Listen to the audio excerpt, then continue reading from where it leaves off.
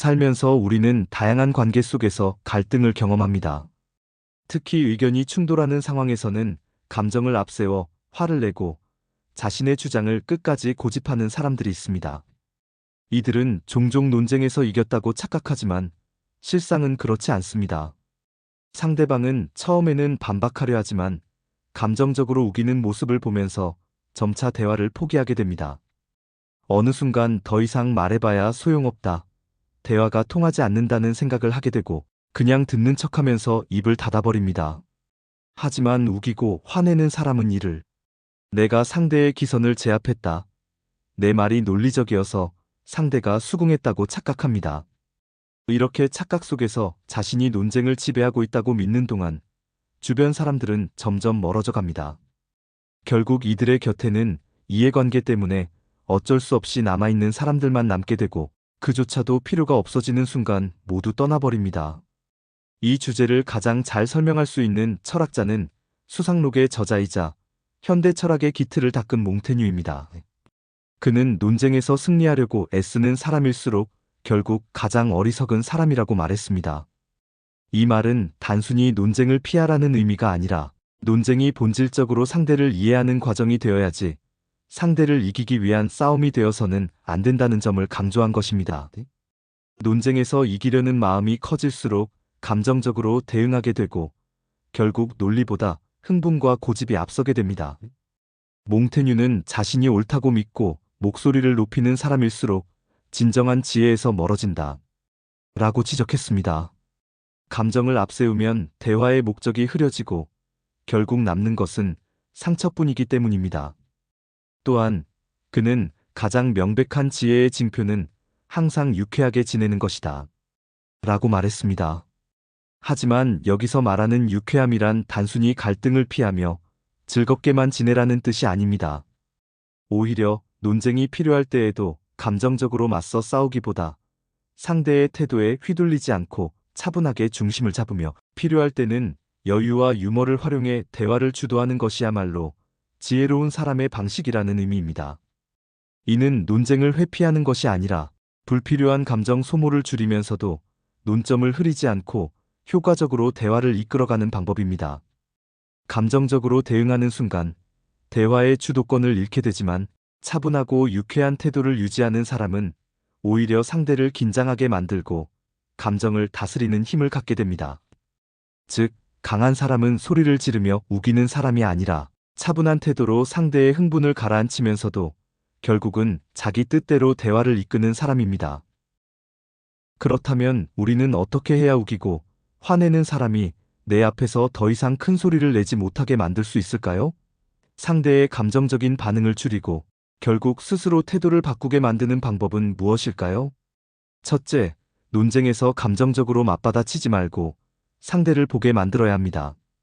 우기고 화를 내는 사람들은 상대가 감정적으로 반응할수록 더 흥분하고 더욱 강하게 밀어붙입니다.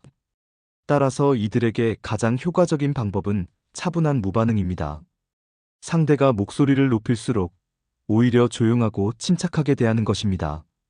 상대가 언성을 높이며 이렇게 하는 게 맞잖아 라고 말할 때 그렇게 생각하시는 이유가 무엇인가요? 라며 되묻는 것입니다. 이때 단순히 반박하려는 것이 아니라 상대가 자신의 태도를 자각하게 만들려는 목적을 가져야 합니다.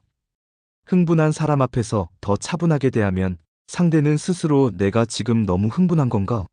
라는 인식을 하게 됩니다. 그리고 감정적인 태도를 지속할 수 없게 됩니다. 둘째, 상대의 논리를 그대로 인정하면서도 결론을 흐트러뜨리는 전략을 사용해야 합니다.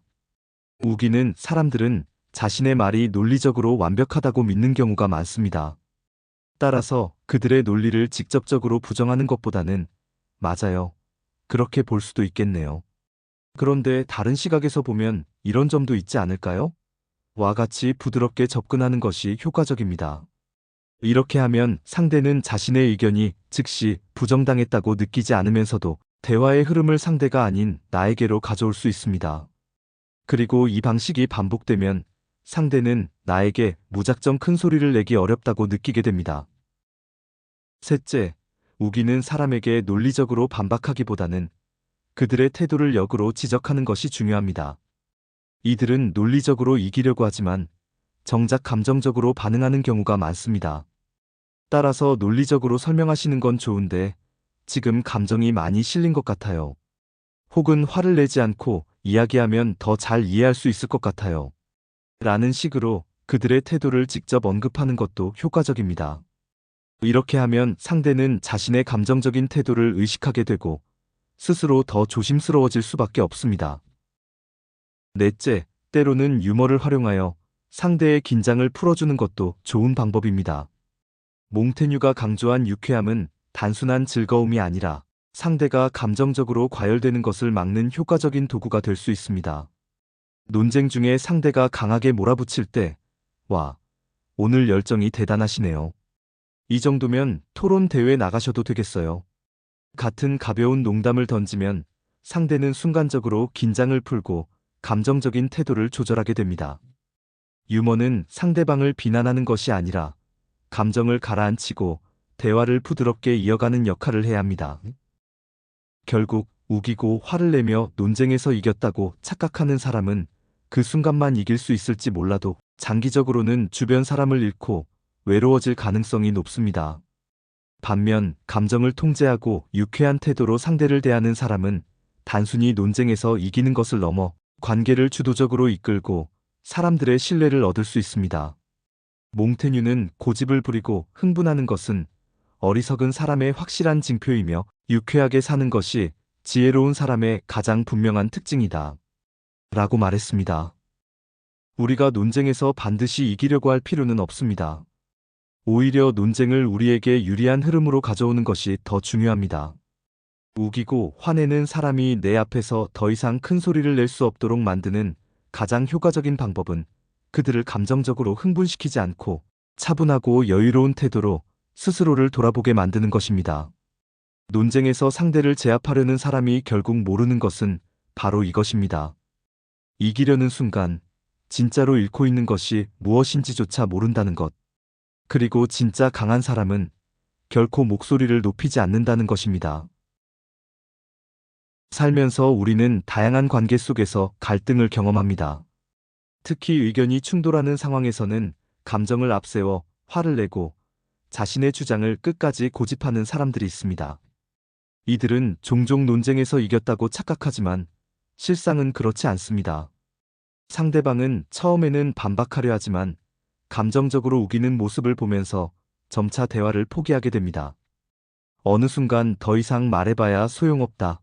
대화가 통하지 않는다는 생각을 하게 되고 그냥 듣는 척하면서 입을 닫아버립니다. 하지만 우기고 화내는 사람은 이를 내가 상대의 기선을 제압했다. 내 말이 논리적이어서 상대가 수긍했다고 착각합니다. 이렇게 착각 속에서 자신이 논쟁을 지배하고 있다고 믿는 동안 주변 사람들은 점점 멀어져 갑니다. 결국 이들의 곁에는 이해관계 때문에 어쩔 수 없이 남아있는 사람들만 남게 되고 그조차도 필요가 없어지는 순간 모두 떠나버립니다. 이 주제를 가장 잘 설명할 수 있는 철학자는 수상록의 저자이자 현대 철학의 기틀을 닦은 몽테뉴입니다. 그는 논쟁에서 승리하려고 애쓰는 사람일수록 결국 가장 어리석은 사람이라고 말했습니다. 이 말은 단순히 논쟁을 피하라는 의미가 아니라 논쟁이 본질적으로 상대를 이해하는 과정이 되어야지 상대를 이기기 위한 싸움이 되어서는 안 된다는 점을 강조한 것입니다. 논쟁에서 이기려는 마음이 커질수록 감정적으로 대응하게 되고 결국 논리보다 흥분과 고집이 앞서게 됩니다. 몽테뉴는 자신이 옳다고 믿고 목소리를 높이는 사람일수록 진정한 지혜에서 멀어진다. 라고 지적했습니다. 감정을 앞세우면 대화의 목적이 흐려지고 결국 남는 것은 상처뿐이기 때문입니다. 또한 그는 가장 명백한 지혜의 징표는 항상 유쾌하게 지내는 것이다.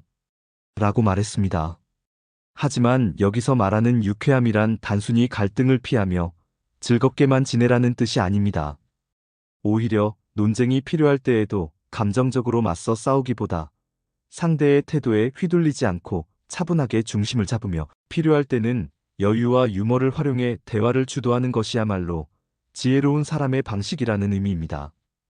이는 논쟁을 회피하는 것이 아니라 불필요한 감정 소모를 줄이면서도 논점을 흐리지 않고 효과적으로 대화를 이끌어가는 방법입니다. 감정적으로 대응하는 순간 대화의 주도권을 잃게 되지만 차분하고 유쾌한 태도를 유지하는 사람은 오히려 상대를 긴장하게 만들고 감정을 다스리는 힘을 갖게 됩니다. 즉, 강한 사람은 소리를 지르며 우기는 사람이 아니라 차분한 태도로 상대의 흥분을 가라앉히면서도 결국은 자기 뜻대로 대화를 이끄는 사람입니다. 그렇다면 우리는 어떻게 해야 우기고 화내는 사람이 내 앞에서 더 이상 큰 소리를 내지 못하게 만들 수 있을까요? 상대의 감정적인 반응을 줄이고 결국 스스로 태도를 바꾸게 만드는 방법은 무엇일까요? 첫째, 논쟁에서 감정적으로 맞받아치지 말고 상대를 보게 만들어야 합니다. 우기고 화를 내는 사람들은 상대가 감정적으로 반응할수록 더 흥분하고 더욱 강하게 밀어붙입니다. 따라서 이들에게 가장 효과적인 방법은 차분한 무반응입니다. 상대가 목소리를 높일수록 오히려 조용하고 침착하게 대하는 것입니다. 상대가 언성을 높이며 이렇게 하는 게 맞잖아 라고 말할 때 그렇게 생각하시는 이유가 무엇인가요? 라며 되묻는 것입니다. 이때 단순히 반박하려는 것이 아니라 상대가 자신의 태도를 자각하게 만들려는 목적을 가져야 합니다. 흥분한 사람 앞에서 더 차분하게 대하면 상대는 스스로 내가 지금 너무 흥분한 건가? 라는 인식을 하게 됩니다. 그리고 감정적인 태도를 지속할 수 없게 됩니다. 둘째, 상대의 논리를 그대로 인정하면서도 결론을 흐트러뜨리는 전략을 사용해야 합니다. 우기는 사람들은 자신의 말이 논리적으로 완벽하다고 믿는 경우가 많습니다. 따라서 그들의 논리를 직접적으로 부정하는 것보다는 맞아요. 그렇게 볼 수도 있겠네요. 그런데 다른 시각에서 보면 이런 점도 있지 않을까요?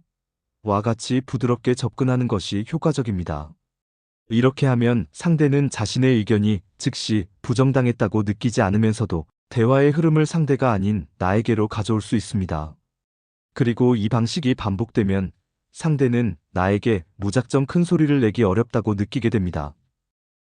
셋째, 우기는 사람에게 논리적으로 반박하기보다는 그들의 태도를 역으로 지적하는 것이 중요합니다.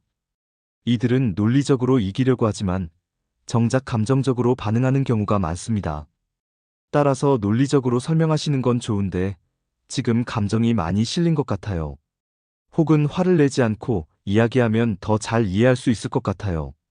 라는 식으로 그들의 태도를 직접 언급하는 것도 효과적입니다.